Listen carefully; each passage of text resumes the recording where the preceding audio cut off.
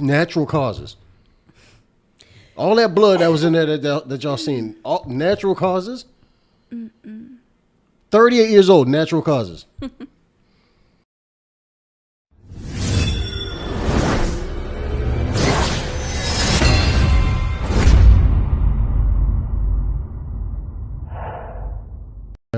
How about this Internet's Darkest Corner 6? You ever heard about that? Goku's or Cool Maker, whoever in here? This I definitely seen this on my one of the trending videos, and yeah, it looked interesting. It looked very interesting. So I want to check it out, man. See what's going on. You want to watch it? Mm-hmm. Yeah, I mean. Fifth alarm. Working structure fire. 7741 Liberty Road Drive. Ooh, this may be something crazy. It's 9 a.m. on May 18th, 2024. Residents of Charlotte, North Carolina wake up to the smell and sight of black smoke billowing up into the sky. The source, a massive 7-story apartment complex home to 239 luxury units, or at least what should have been luxury units. At the time, the structure was still under construction, meaning that thankfully no residents were living there. But this in and of itself presented 2 major problems. The first was that, in its current state, the top 5 floors were primarily just the bones of the structure, made almost entirely of wood and insulation, making the building as a whole extremely flammable. Meaning that, although the fire had started out relatively small, it was quickly going to consume the entire complex if it wasn't put out quickly. Which brings us to the second and even more glaring problem. The building was actively under construction when the fire started, and that morning 17 construction workers had clocked in, all of whom were now in grave danger. And by the time the firefighters arrived on the scene, damn, did they all die or something? The situation was already dire. And so firefighters rushed in, finding a large group of the employees and leading them out to safety. Though when they made it outside, they made the horrifying realization that they had only found 15 of them. Ooh. Somewhere within that labyrinth of burning wooden walls, 2 men were left behind, trapped and calling out to anyone who might hear them. And these pleas weren't just being made to those on the scene, as in the following minutes, one of the trapped men, 30-year-old DeMonte Sherrill, would take out his phone, open up Facebook, and go live, revealing the horrifying reality that both he and his friend had found themselves in. Somebody send help, we're in South Park.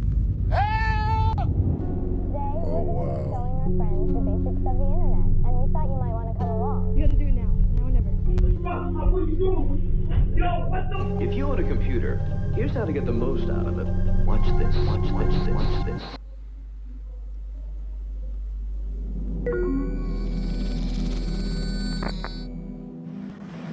Yo, I'm at South Park right now. At work, the building on fire, and I can't get out. The stream showed DeMonte Sherrill and his friend Ruben Holmes somewhere deep within the prospective apartment complex, and though the fire hadn't yet reached them, the smoke certainly had, blanketing them in a thick, impenetrable fog, not only making breathing extremely difficult, but also making it nearly impossible for rescuers to see them. It's getting harder and harder for them to see us. We're gonna have to stand out here and see. Keep screaming, man.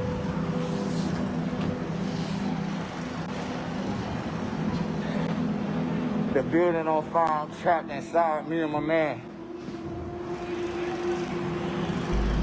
This was likely one of the reasons why DeMonte chose to start this livestream, hopeful that it could show rescuers exactly where they were. But based on the footage, their positioning was far from ideal.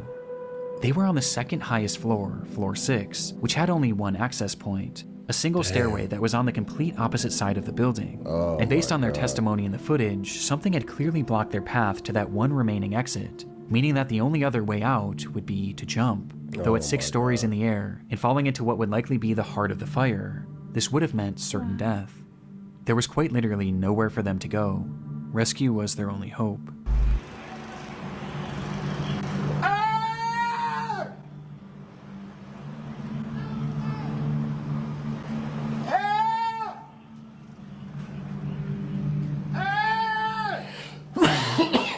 If you can hear the people talking on the street, then you can definitely hear them screaming. This building is on fire. I'm at work.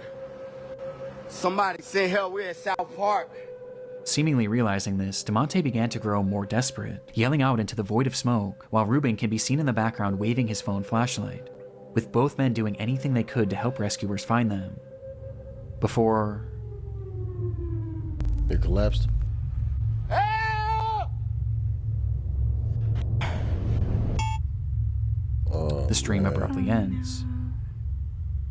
Rescuers were aware of the unfolding situation on the 6th story. They first tried to reach the men by using a massive crane with a basket attached, which can actually be seen in DeMonte's livestream.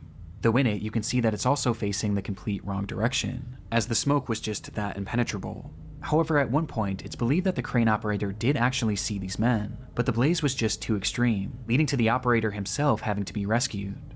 This left only one real option for saving DeMonte and Ruben.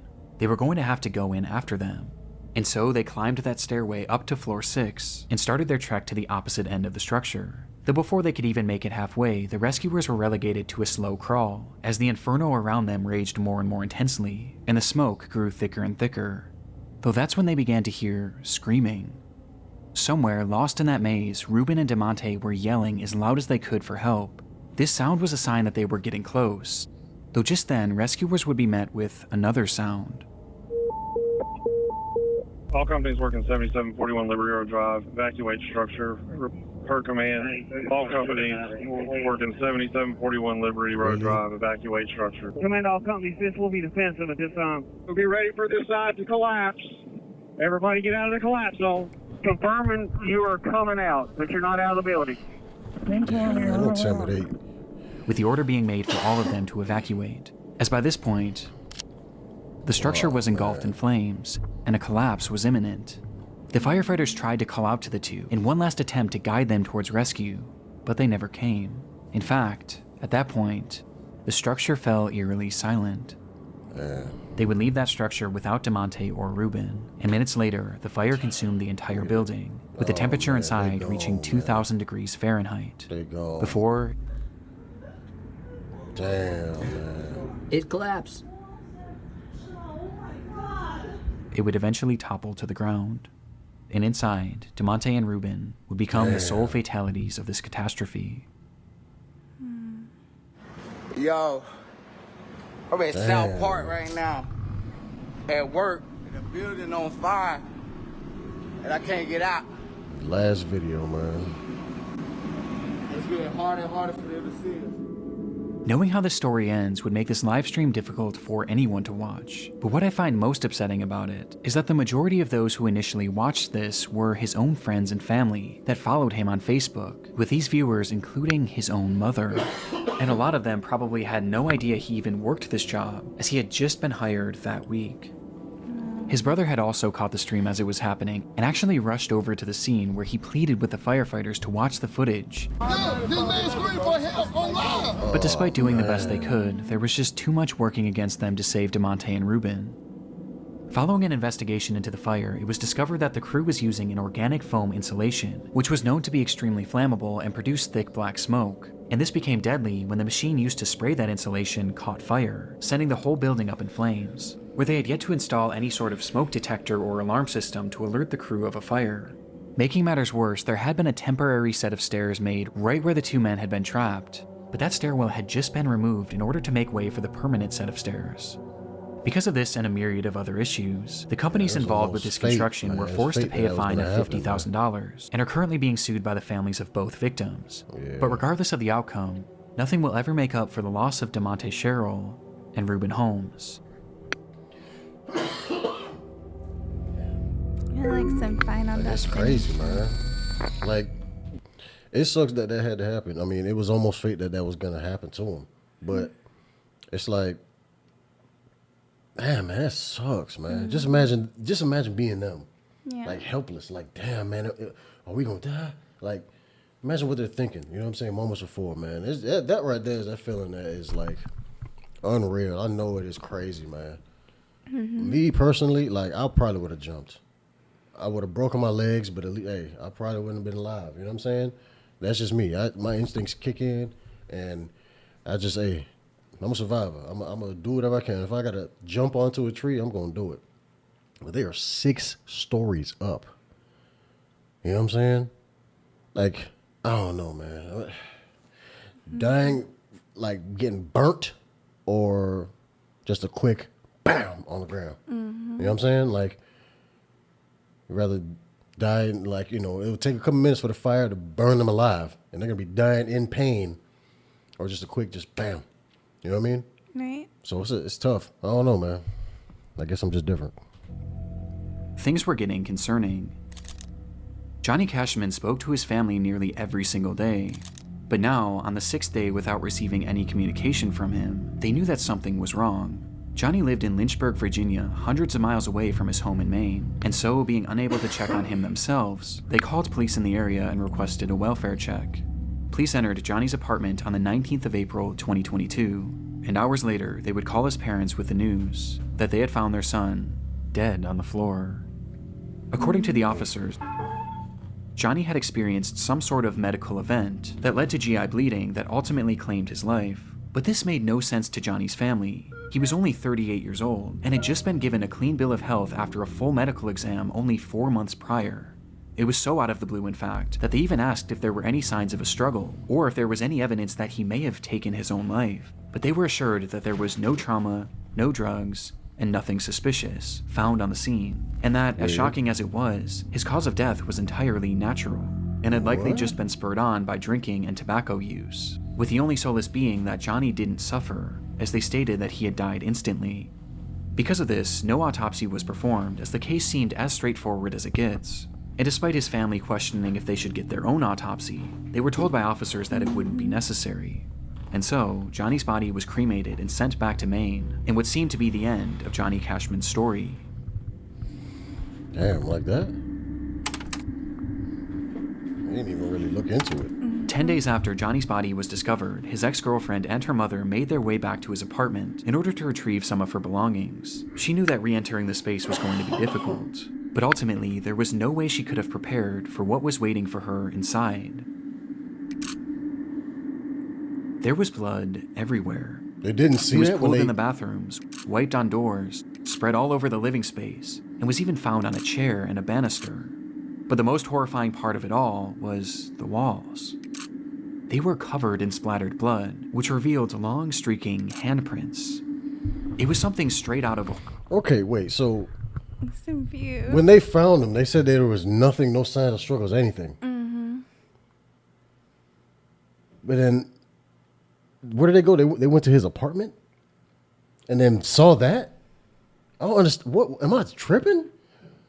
I don't know what I missed either, but what the hell? I don't know, because I could swore they literally said that they found him dead, no blood, no anything, and natural causes. Boy, and the ex-girlfriend went there with his mom, and they pulled up to the apartment. That same apartment they found him in. Now there's blood everywhere? Yeah. I am so confused. I'm just... horror movie. And although Johnny's cause of death was deemed natural, what they found in that apartment seemed anything but. Traumatized by what they were witnessing, the pair snapped multiple photos of the bloodshed and ran out of the unit, directly into Johnny's neighbor. This neighbor revealed that they believed something far worse than a medical emergency had happened to Johnny, as they had a security camera mounted to their door which faced Johnny's unit, and on the day of his passing, it captured something incredibly disturbing.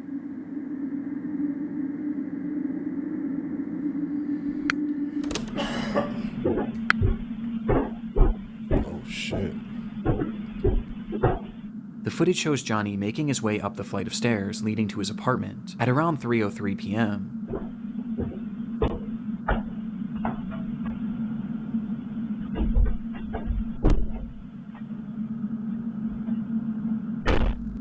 Nothing seems out of the ordinary at all, though it is noteworthy that he was holding an empty glass, perhaps insinuating that he had been drinking. But this doesn't seem to impair his movements much at all, as he punches in the code and enters his home, just as he did every other day. But moments later, something happens inside that unit, and while it goes unseen, it doesn't go unheard.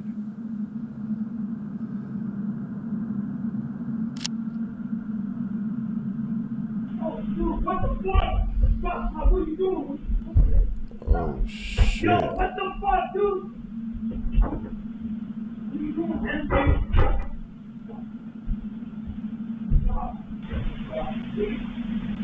Yeah, there's definitely somebody in there.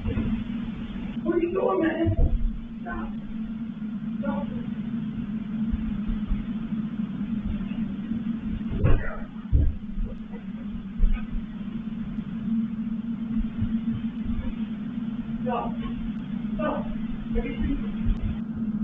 Damn. The audio seems to depict a man yelling, asking repeatedly, "What are you doing?" and begging for something to stop. On top of this, you can also hear loud thuds and banging, almost as if things were falling over inside, or there was some sort of physical altercation, before the unit then goes quiet just a few seconds later. It was unclear if this voice was Johnny's, or perhaps someone else who had been inside the unit, but regardless, one thing was apparent from this audio. There was someone else in that apartment, despite the fact that Johnny lived alone. And just 7 minutes later, this unseen person would emerge. They left out the front door? Crazy. Oh, wow. And he definitely is dressed like a hitman. This clearly wasn't Johnny, and after leaving the unit, the anonymous man nearly makes it out of the building before he seems to change his mind.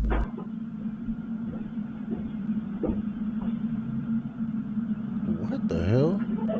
Turning around and walking back up the stairs before fiddling with the door handle, touching it only with his sleeve, like he was wiping off his fingerprints. Yeah, that was definitely a hit or something. He then walks down the stairs and stops once again, where he seems to be in a state of shock over whatever had just transpired, before he composes himself and walks out of the building.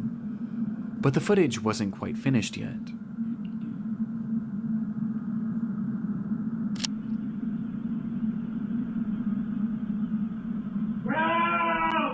Oh shit, he's still alive. Oh man. Just 1 minute later, you can hear Johnny shouting for help from inside the apartment, to which moments after, he stops, and no further sound or activity would come from Johnny's unit until police arrived 5 days later.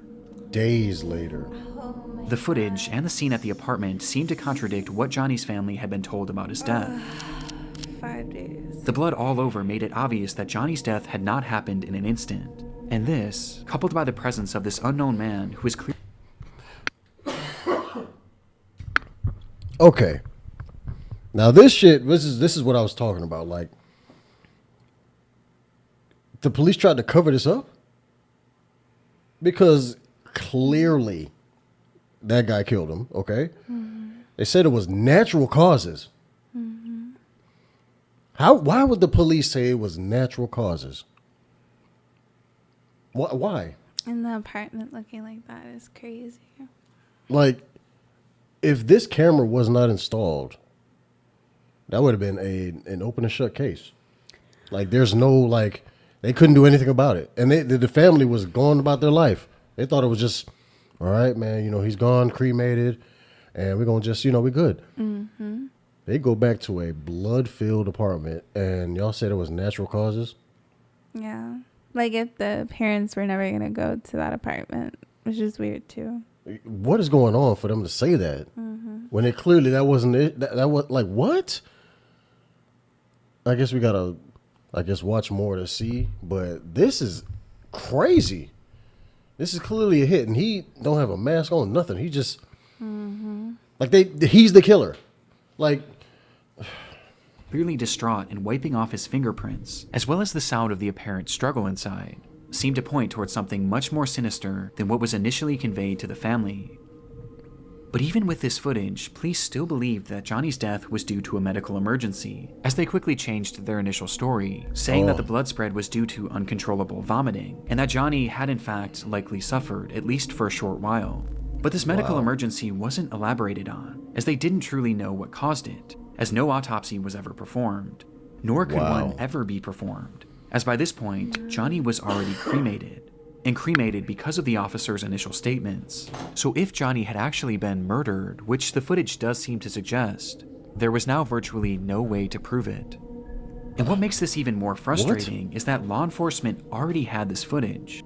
It was collected that very day, and they either didn't fully look through it or didn't think that this was overly suspicious. But everyone else surely did. Let him would have been black, though. Let him would have been black. It would have been all over that leading shit. to one glaring question being asked. Straight up. Who is this man? As no one in Johnny's life recognized him. Well, it wouldn't be until May 11th that investigators would finally ID him as Stephen Church. And upon being questioned, he revealed that he had moved to Lynchburg for work, but the opportunity he had lined up fell through shortly after he arrived, leaving him with no money and without a place to stay, which is when he met Johnny, who offered to let him crash on his couch. He supposedly stayed with Johnny for 3 days, and described Johnny as an alcoholic who drank constantly, including on that fateful day. When Johnny arrived home, Stephen claims that he started drunkenly yelling at him about paying rent, which led to the two getting into a verbal altercation. But he insisted that this altercation never turned physical, and that he left immediately after, to which he quickly went back to clean his prints because he was afraid that Johnny would try and have him arrested for squatting. And having already racked up 2 felonies in his life, Stephen was paranoid about going back to jail. No. But when Stephen was leaving, he did mention seeing Johnny hunched over the toilet as if he were going to vomit, but he claims to have left before this so-called medical emergency started. This is the gist of Stephen's account from that day, but the problem is, it doesn't really match up with what we're hearing in the video.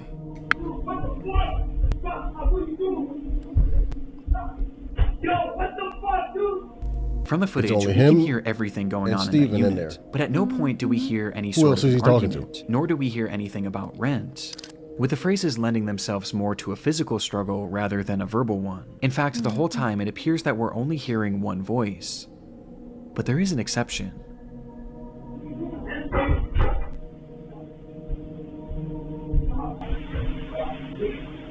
Wow, I can't stop. To my knowledge, it's never been conclusively determined whose voice is who in the recording, and either scenario paints a far different picture of what may have happened inside that room. Whose voice is that in but there? regardless, like, what? This audio makes it clear that Stephen's story was fabricated at least to some degree, as he also fails to account for the loud banging in the background. And because of this, his version of events is generally rejected, with most people seeming to believe one of 2 main theories. The first is that, upon arriving home, Johnny and Stephen had gotten into a physical altercation, resulting in Johnny taking some sort of blow to his abdomen, which in turn triggered or exacerbated this medical emergency. GI bleeds are horrific, and can certainly cause the level of bleeding that was found in the apartment, and perhaps seeing all the blood coming from Johnny, Stephen started yelling at him, before deciding to run off, fearing that he would be charged for murder. This would explain Stephen's demeanor and actions after leaving the apartment, and why he may have fabricated his story, as he knew or knows that he was directly responsible for Johnny's death. And this blow to the abdomen could have easily been missed by investigators, as the injuries would have been primarily internal. The second theory is that upon arriving home, Johnny naturally experienced a medical emergency leading to this catastrophic GI bleed. Upon seeing this and perhaps being in a state of shock, Stephen yelled at him, demanding to know what was happening and telling him to stop, as perhaps he was moving around the apartment and tracking blood everywhere, which would explain the other voice saying, "I can't stop."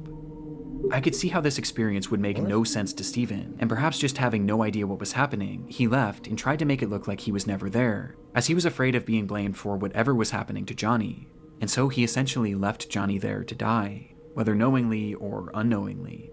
What bothers me about this theory is why 911 was never called, not only by Stephen, but by Johnny too, as his phone was found in the unit with blood on it, implying that he had it in his hand at some point, though it's possible that the massive blood loss just made him too disoriented. Both of these theories seem believable, or at least good, with Stephen being cleared of any wrongdoing, as Johnny's death was labeled the same way that it always. This man literally got off. Stephen literally got off. No wrongdoing. Crazy. Who else was there in the apartment? Mm-hmm. If that's the only entrance, Johnny went in, Stephen left. Who else could have done this? Like, I got to tell you, man, like I say all the time, I don't care what anybody has to say. If it was a different race, it would be a different story. It's plain and simple. If there would have been a black man, they would have been all over his ass. How is it possible that Stephen is still out here and still free? No wrongdoing? Man, this is incredible, man. Natural causes. All that blood that was in there that y'all seen, all natural causes? 38 years old, natural causes. Always has been. A medical emergency that couldn't be further elaborated on, with the most relevant evidence being that Stephen's shoe prints were not found in the blood, but Johnny's were, implying that he had not been part of the struggle. But in my mind, this can be explained by both theories mentioned previously. Though regardless, without the possibility of an autopsy, this is likely where this case ends for good. But with this disturbing footage, I can't help but think that there was more to the story than we may ever know. I mean, it's open and shut for me. Open and shut for me. Steven did it. It was around 7:30 a.m. on a warm July morning back in 2019. 17-year-olds Bethany Martin and a 16-year-old friend decide to walk to a gas station near their home in San Antonio, Texas. And as the two of them made their way down the road, their path brought them parallel to a drainage ditch, which was often filled with various trash and other discarded material. But on this day, something far more interesting caught their eye. It looked like a man crouching down and leaned up against one of the concrete walls. But the closer they got, the more they realized how unusual his posture was. He looked completely unnatural, and he wasn't moving. That picture by the is time useless. they came face to face with him, the reality of the situation would hit them. They had just found a dead body. This discovery was enough to traumatize anyone, especially two teenagers, and upon calling the police and being sent on their way, Bethany and her friend would make the long walk back home contemplating what to do next, before they eventually landed on the idea of sharing their experience with the world. And so, as soon as they got in the door, they began to set up lights and their camera in order to film a TikTok.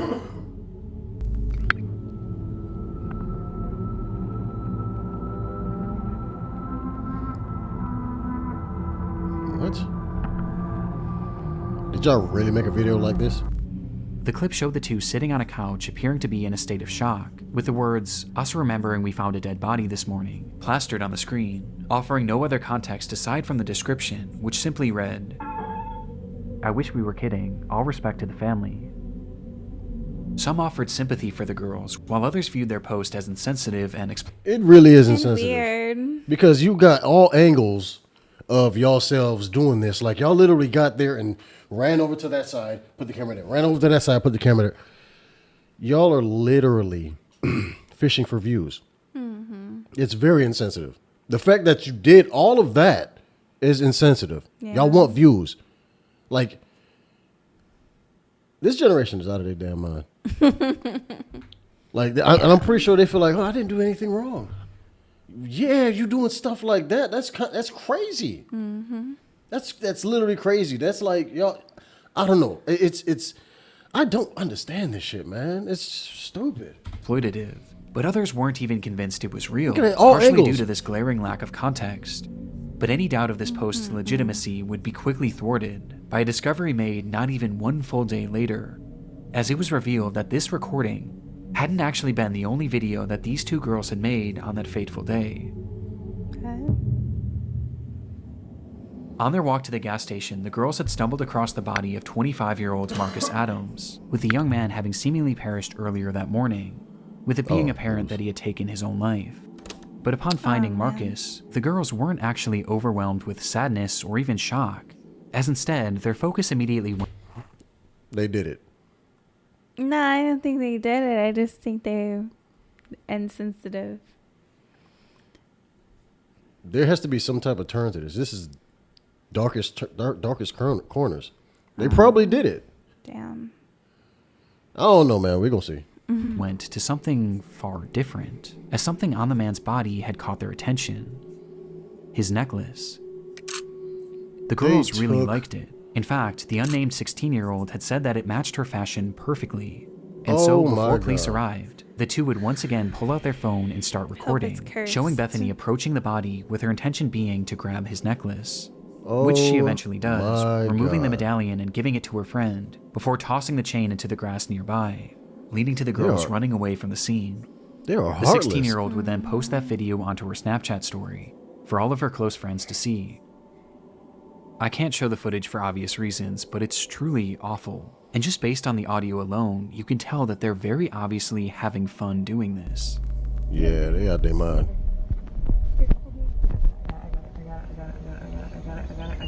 Oh my god, oh my god, oh my god.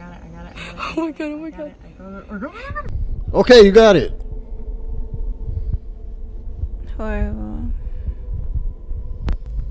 Yo, man. Is it? There's something so uniquely disturbing about it. It's clear that upon finding the body, there was no real emotional impact on them, at least none that outweighed their desire to steal from it. And as if stealing from this man who had just taken his own life, and posting it for all their friends to see as if it were a joke, wasn't horrible enough, They then immediately posted this other video to TikTok in an attempt to garner sympathy. It's truly awful, and made even more appalling by reports that claim that the 16-year-old had actually worn this medallion in the TikTok video and in others made following its posting. They need help. And unfortunately, their actions had even more upsetting consequences, as the footage from their Snapchat story was quickly downloaded by someone they knew and posted onto an app called Nextdoor, with the footage being totally uncensored. And it was on this app where it's claimed that many of Marcus Adams' own family members would see the footage, many of whom weren't even aware that he was deceased. Just one day after posting this TikTok, both girls were questioned by the police after the incident and the footage was reported to them. And as a result, Bethany would be charged with theft of a human corpse, but would ultimately avoid any serious jail time. Meanwhile, the 16-year-old's name and charges were never publicly released, but we do know that the medallion was returned to the family. It's more of Perhaps the race thing. unsurprisingly, Why? Bethany would later come back to her She's TikTok clearly page Hispanic, shortly but the after other her one is clearly arrest white. and share her side of the story, But hers where doesn't she get gave a less exposed? than half-hearted apology, while also claiming to be the victim, saying that her friend had pressured her to steal from Marcus, as well as pressured her into making that TikTok in the first place, because she thought it would be a hit. Though obviously this didn't go over well. Let's be real here. This is a market. Psychopath behavior.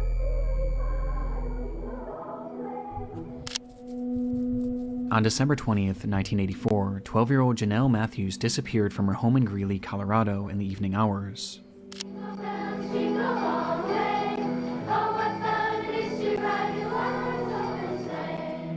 Earlier that day, she had sung at a Christmas concert with her school's choir, which her parents were unable to attend, as her mother was out of town and her father had gone to her sister's basketball game nearby, leading to Janelle catching a ride home with a friend.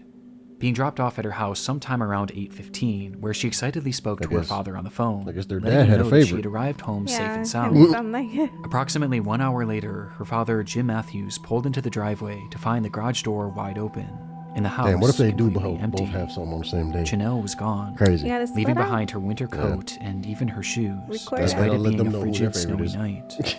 And it was within that snow that was quickly Nah, we'll switch piling it up. up that lie one of the only real clues left behind at the scene.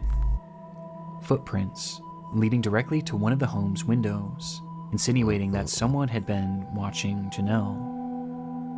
12-year-old Janelle Matthews disappeared from her Greeley home 1 month ago today. It's believed she's the victim of a kidnapping. She has not been seen or heard from since December 20th.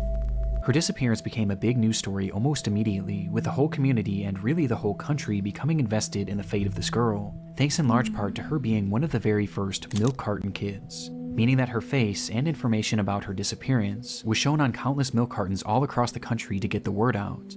And as a result, this case became huge in the mainstream media, as even politicians began to make note of Janelle's story, with then-President Ronald Reagan mentioning the girl in one of his speeches. I learned about Jonelle Matthews of Greeley, Colorado, 5 days before Christmas. Jonelle disappeared from her home. Not a crook. Though even with this Oh, that's publicity, Richard Nixon, I'm this sorry. didn't necessarily guarantee results. And soon, months would turn to years, and eventually to decades. And all the while, Janelle's whereabouts remained a complete mystery. She was Eventually, 12 right the there? rise of the internet would start to play a key role in this She case, was a where grown even woman. in the late 2010s, over 3 decades after she had vanished, her case was still being shared and still being discussed, just as it had been 3 decades prior, with it still being a point of contention for politicians, even as recently as 2019. When a man running for governor of Idaho mentioned her disappearance in a Facebook post, 35 full years later. Damn. Regardless of Janelle's whereabouts, her case was still very much alive, as the world, and especially Janelle's parents, were haunted by the question, what happened to Janelle Matthews? But sure enough, in late 2019, they would finally get their answer. Was found in Weld County earlier this week appeared to bring an end to a 3-decade-long search for a missing 12-year-old girl. The Greeley Tribune is reporting they are those of Jonelle Matthews. Damn. On Tuesday, 30 July years later. 23rd, 2019, at roughly 4:50 p.m., a crew had been digging in an isolated field in Weld County, Colorado, in order to install a new pipeline, when they would uncover the decayed remains of a little girl. It was Janelle, still wearing those clothes that she had worn to her recital, meaning she had likely died the very day she disappeared, having been killed by a single gunshot wound to the head. Damn, oh my God. Janelle Matthews had been brutal. murdered in cold blood, and almost immediately upon finding her body, the The police would also zero in on their suspect. The man's name was Stephen Pankey, and at the time of Janelle's disappearance, he had been living in the same general area in Colorado. But by 2019, Stephen had long since fled the area, as after the crime, he would eventually pack up seemingly out of the blue and move to Idaho, where when Janelle's body was discovered, he just so happened to be running for governor. Wow. You idiot. You idiot. He thought he got away. He thought he got away. Always comes to light. Boy, that's crazy. And during this he's campaign, talking about it. Pankey had put That's out his a post. bizarre Facebook post about Janelle, calling for the Colorado DA to oversee a fresh investigation, as he stated that the local police had wrongly been focused on the theory that Janelle's disappearance was a child abduction and murder, which was quite convenient, as just a few months after posting this, he would be arrested for the abduction and murder of Janelle Matthews. Wow.